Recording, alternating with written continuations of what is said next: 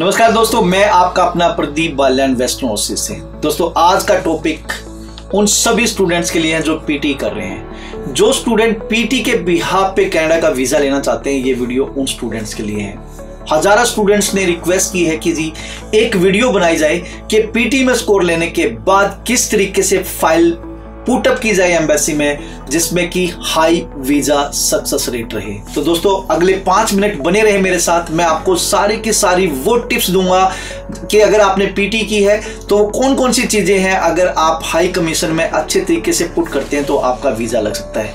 दोस्तों आप सबको पता है 2 तरीके हैं वीजा लेने की, 2 कैटेगरी हैं, एक एसडीएस एक नॉन एसडीएस। एसडीएस सबको पता है कि आइल्स जिन बच्चों ने किया है और 6 ईच जिस बच्चे का आया है वो एसडीएस में फॉल होता है। तो एसडीएस में आपको आइल्स में 6 ईच होना चाहिए, वहीं आपको फुल ईयर की फी पे करनी होती है प्लस जीआईसी लिविंग कॉस्ट $10,000 आपको पे करने होते हैं।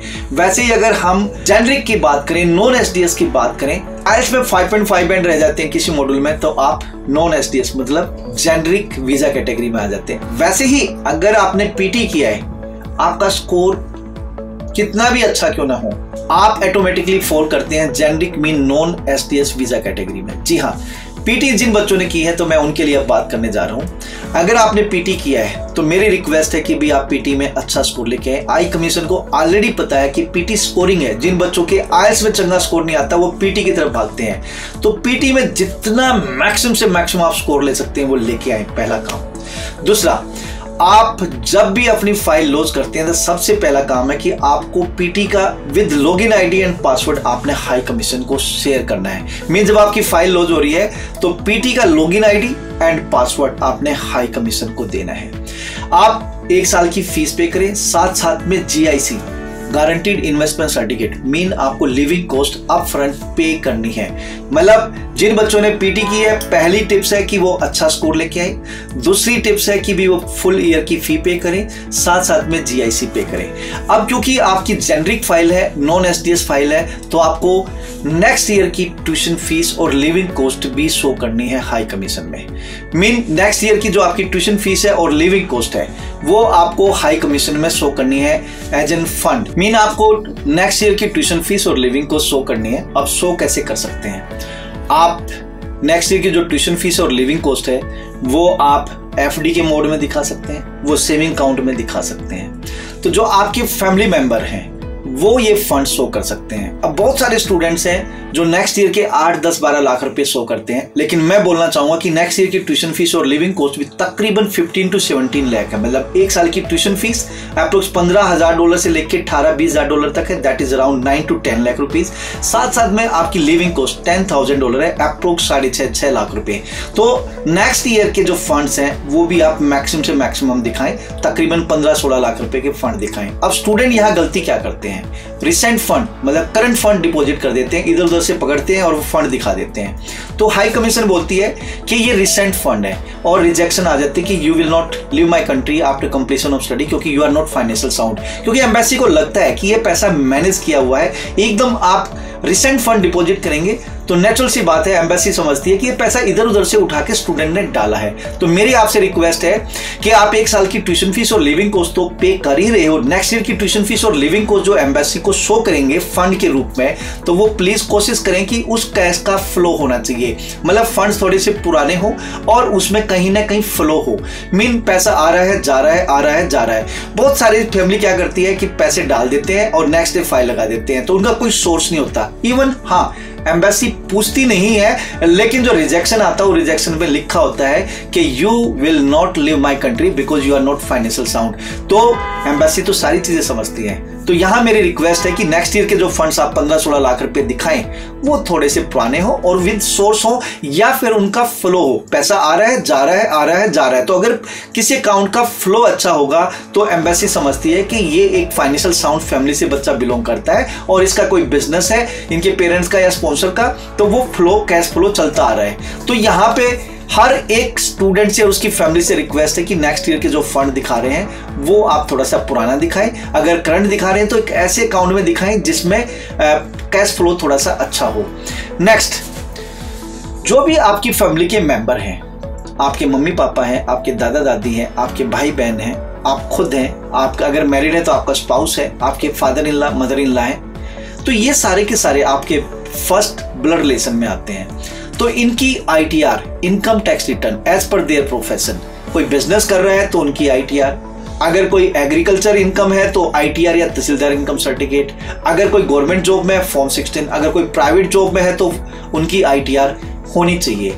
तो एम्बेसी बोलती है कि फंड के साथ साथ जो आपके फैमिली मेंबर हैं उनकी लास्ट 2 ईयर की ITR होनी चाहिए, इनकम टैक्स रिटर्न होनी चाहिए। तो मेरी आपसे रिक्वेस्ट है कि आपकी फैमिली में जितने भी मेंबर हैं, अगर वो ITR नहीं भरते तो और कोई ना कोई काम करते हैं तो एज पर देयर प्रोफेशन उनकी ITR होनी चाहिए लास्ट 2 ईयर की, वो आप फाइल में जरूर लगाएं। ITR के साथ साथ जिस भी बिजनेस से या जिस भी प्रोफेशन से है उसके एडिशनल डॉक्यूमेंट आपने देने हैं। जैसे अगर कोई बिजनेस कर रहा है तो ITR with computation last 2 year की, current account statement, visiting card, letter head, bill book. इसके अलावा अगर आपका जो बिजनेस है वो कोई रेंटल प्रॉपर्टी पे है तो आप रेंट डीड दिखा सकते हैं, कंपनी का रजिस्ट्रेशन दिखा सकते हैं। इसके अलावा अगर GST फिल करते हैं तो GST दिखा सकते हैं, बिल्स दिखा सकते हैं। ये सारी की सारी चीजें आपको प्रोड्यूस करनी चाहिए हाई कमीशन में। अगर कोई एग्रीकल्चर इनकम है तो ITR या तहसीलदार इनकम सर्टिफिकेट के साथ साथ उनकी फर्द, जमाबंदी with English translate, J form with English translate plus notary, ये सब चीजें होनी चाहिए। अगर कोई बिजनेस के अलावा किसी गवर्नमेंट जॉब में है या प्राइवेट जॉब में है, तो अगर कोई प्राइवेट जॉब में आपका स्पॉन्सर है तो अपॉइंटमेंट लेटर हो सकता है, सैलरी अकाउंट स्टेटमेंट हो सकती है, कैश सैलरी ले रहे तो सैलरी स्लिप हो सकती है। इसके अलावा उनका डिपार्टमेंटल ID कार्ड हो सकता है, विजिटिंग कार्ड हो सकता है। अगर कोई गवर्नमेंट जॉब में है तो government job mean again departmental ID card होना चाहिए। सैलरी अकाउंट में डेफिनेटली आ रही है तो सैलरी अकाउंट स्टेटमेंट होनी चाहिए। यहाँ उनका GPF करता है तो GPF की एनुअल स्टेटमेंट होनी चाहिए, फॉर्म 16 या ITR, ये सब सारी की सारी चीजें एम्बेसी को आपने प्रोड्यूस करनी है। तो कहने का मतलब ये है, आप देखिए आपकी फैमिली में कौन कौन मेंबर हैं, हर एक फैमिली मेंबर की उनके ऑक्यूपेशन के हिसाब से ITR विद कंप्यूटेशन, साथ साथ में जो भी उनका प्रोफेशन है और प्रोफेशन के डॉक्यूमेंट एज एन एविडेंस आपको देना होगा। इसके अलावा आपकी SOP, statement of purpose. Embassy चाहती है कि भाई आप मेरे कंट्री में आ रहे हैं तो आप जेन्युइन स्टूडेंट होने चाहिए, आपकी इंटेंशन सिर्फ पढ़ने की होनी चाहिए। तो आपको SOP, स्टेटमेंट ऑफ पर्पज में आपको बहुत सारी चीजें डालनी होंगी। पहली बात तो आप जो इन्फॉर्मेशन दे रही हैं वो टोटली रियलिस्टिक होनी चाहिए, रियलिस्टिक, आप किसी एजेंट पे डिपेंड ना हो, क्योंकि एक कंसल्टेंट SOP बनाता है तो वो कॉपी पेस्ट ज्यादा लगाता है। तो स्टूडेंट की एक्चुअल जो रियल इंफॉर्मेशन है वो SOP में नहीं जा पाती। हर एक स्टूडेंट की अलग अलग मोटिवेशन होती है अब्रॉड में पढ़ने की, तो एक कंसल्टेंट या एक कंसल्टेंट की काउंसलर ये चीज समझ नहीं पाती। आप एक स्टूडेंट है, आपकी अपनी मोटिवेशन है, तो वो मोटिवेशन क्या है वो प्लीज अपनी SOP में डालिए कि आप कनाडा क्यों जाना चाहते हैं, वहां आप पढ़ने जा रहे हैं तो कौन कौन सी चीजें हैं जिस चीज से आप कन्विंस हुए वहां पढ़ने के लिए। साथ साथ में वाई पर्टिकुलर दिस कंट्री, आप इंडिया में क्यों नहीं पढ़े, या इंडिया में फीस जो है वहां उसकी 5 गुना क्यों ज्यादा पे करना चाहते हैं, आप सिर्फ कनाडा में ही क्यों पढ़ना चाहते हैं, आप ऑस्ट्रेलिया क्यों नहीं जा रहे, आप UK क्यों नहीं जा रहे, आप US क्यों नहीं जा रहे, आप पर्टिकुलर इसी यूनिवर्सिटी या कॉलेज में क्यों पढ़ना चाहते हैं, किसी और कनाडा की यूनिवर्सिटी या कॉलेज में क्यों नहीं पढ़ना चाहते, आप पर्टिकुलर इसी एरिया में क्यों पढ़ना चाहते हैं, कनाडा में अदर प्रोविंस, अदर सिटीज में क्यों नहीं पढ़ना चाहते, कोर्स का कंटेंट क्या है और कोर्स कंप्लीट होने के बाद उसका आउटकम क्या होगा। तो यहाँ हाई कमीशन देखना चाहता है कहीं आप उस कंट्री में सेटल तो नहीं होना चाहते। हाई कमीशन को आपको फेथ में लेना होगा कि आप सिर्फ पढ़ने के लिए जा रहे हैं और after completion of study you will be back to your country, और किसी थर्ड कंट्री में जाके आप अपना करियर बनाएंगे, आप कनाडा में सेटल नहीं होना चाहते।